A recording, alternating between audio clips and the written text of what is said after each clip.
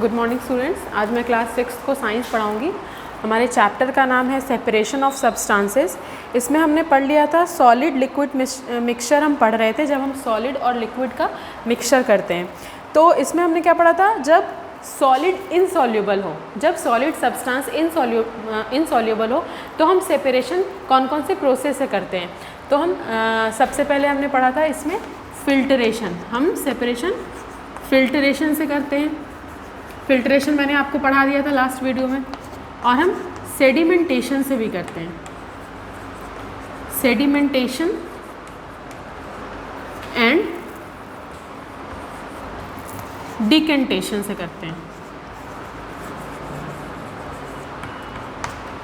जब solid insoluble हो तो हम इसको सेपरेट इन दो प्रोसेस से करते हैं। फिल्टरेशन मैंने पढ़ा दिया था, अब हम पढ़ेंगे सेडिमेंटेशन एंड डिकेंटेशन। सेडिमेंटेशन क्या होता है, पेज नंबर 31 निकाल लीजिए। सेडिमेंटेशन क्या होता है, जब सॉलिड और लिक्विड को हम एक साथ मिक्स करते हैं। जब सॉलिड और लिक्विड को हम एक साथ मिक्स करते हैं तो क्या होता है, थोड़ी देर बाद, कुछ समय के बाद जो सॉलिड पार्टिकल्स है वो नीचे बैठ जाता है। जब वो नीचे बैठ जाता है तो जो नीचे बैठा हुआ, जैसे मान लीजिए ये कंटेनर है, ठीक है, इसमें हमने क्या किया, हमने वाटर है इसमें, ठीक है, इसमें हमने सॉलिड पार्टिकल ऐड कर दिया। जब हम इसमें सॉलिड पार्टिकल इस लिक्विड में ऐड करेंगे तो थोड़ी देर तक तो ये पूरा मिक्स रहेगा, लेकिन उस थोड़ी देर बाद क्या होता है, ये यहाँ पे बैठ जाता है, ये यहाँ पे नीचे जाकर बैठ जाता है। इस प्रोसेस को कहते हैं सेडिमेंटेशन।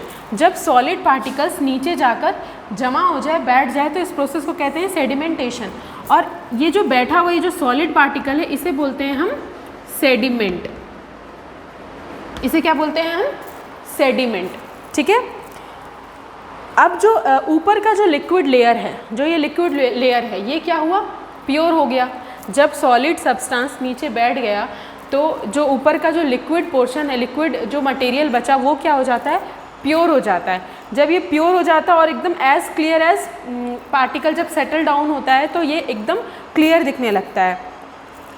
तो इस पोर्ड कंटेनर, इस स्टेप को कहते हैं डिकेंटेशन। इस स्टेप को जब ये सॉलिड मटेरियल, सॉलिड पार्टिकल नीचे बैठ गया और ये लिक्विड से सेपरेट हो गया, तो इसे क्या, इस प्रोसेस को हमने कहा सेडिमेंटेशन। और जो ये प्योर वाटर हमें मिल गया, जब सॉलिड पार्टिकल्स नीचे बैठ गया, जैसे आप अगर किसी पानी में आप किसी मिट्टी, मड, कीचड़ को मिला दो, तो जब कीचड़ को मिलाते हैं तो आप देख सकते हो ये जो मडी वाटर है, ये ऐसा होता है ना। लेकिन आफ्टर सम टाइम क्या होता है, मड नीचे बॉटम में जाकर, नीचे जाकर सेटल डाउन होता है, तो उसे बोलेंगे हम उस प्रोसेस को सेडिमेंटेशन। और जो हमें प्योर वाटर मिल जाता है, ऊपर हमें पानी एकदम क्लियर वाटर मिल जाता है, तो उसे हम कहेंगे इसको डिकेंटेशन, ठीक है। ये आपको समझ में आ गया, सेडिमेंटेशन किसे कहते हैं और डिकेंटेशन किसे कहते हैं। अब हम पढ़ेंगे जब सॉलिड सॉल्यूबल हो। जब हमारा सॉलिड सॉल्यूबल हो तो कौन कौन सा प्रोसेस का करते हैं। जब हमारा सॉलिड जो है वो सॉल्यूबल होता है तो दो प्रोसेस यूज़ करते हैं, इवेपोरेशन, इवेपोरेशन और डिस्टिलेशन।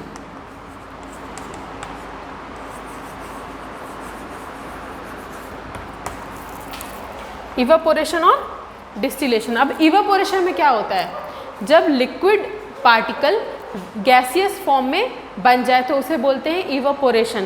कहते हैं ना, इवेपोरेट मतलब भाप बनकर वो उड़ गया।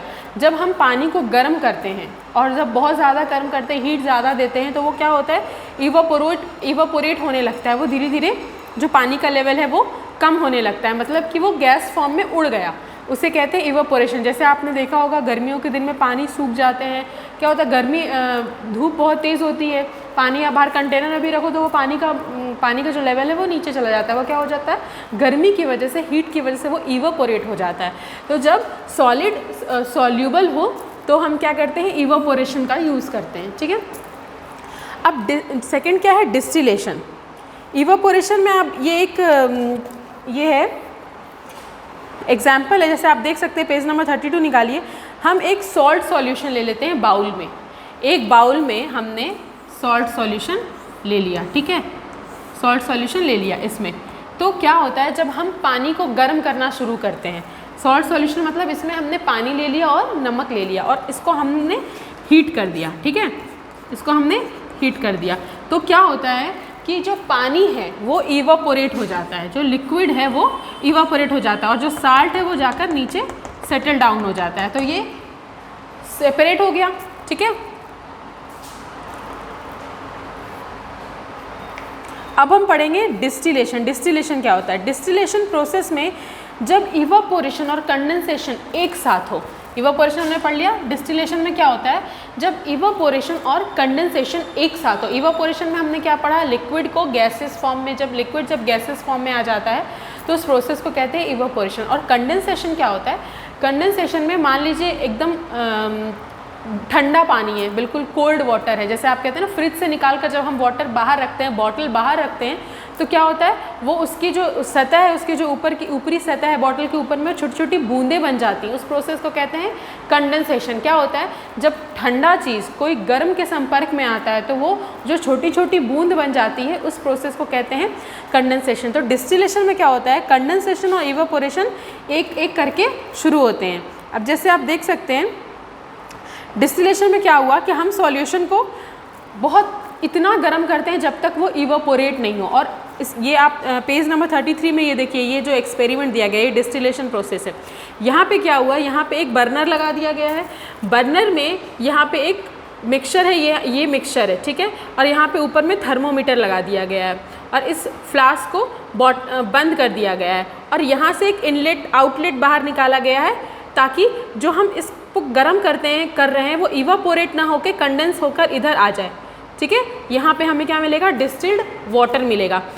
तो क्या हुआ कि जब हमने बर्नर की जलाया, इस मिक्सचर को गर्म किया, जब गर्म किया तो ये क्या इवापोरेट होना शुरू करेगा, तो इवापोरेट ये बंद है तो ये ऊपर तो जा नहीं पाएगा, तो क्या होगा लिक्विड के थ्रू इस रिसीवर में कंडेंसर के थ्रू इस रिसीवर में आकर जमा होने लगेगा, फिर लिक्विड ही बन जाएगा वो, ठीक है। ये लिक्विड गर्म हुआ, इवापोरेट हुआ, बूंद बनी और फिर ये जाकर लिक्विड ही बन गया और ये यहाँ पे जाकर रिसीवर में जाकर स्टोर हो गया। तो इसे बोलेंगे डिस्टिलेशन प्रोसेस। और इस पानी, ये जो लिक्विड स्टोर हुआ है इसे बोलेंगे डिस्टिल्ड वाटर। अब जो डिस्टिल्ड वाटर है वो इन्वर्टर की बैटरीज में यूज़ कर सकते हैं, लैबोरेटरीज में यूज़ कर सकते हैं, कार की बैटरीज में यूज़ कर सकते हैं, ठीक है। ये हो गया डिस्टिलेशन। अब हम नेक्स्ट टॉपिक नेक्स्ट वीडियो में पढ़ेंगे लिक्विड लिक्विड मिक्सचर। जब लिक्विड और लिक्विड मिक्सचर को सेपरेट करना हो तो हम कौन सा प्रोसेस यूज़ करते हैं। तब तक के लिए आप वीडियो देखिए। Thank you.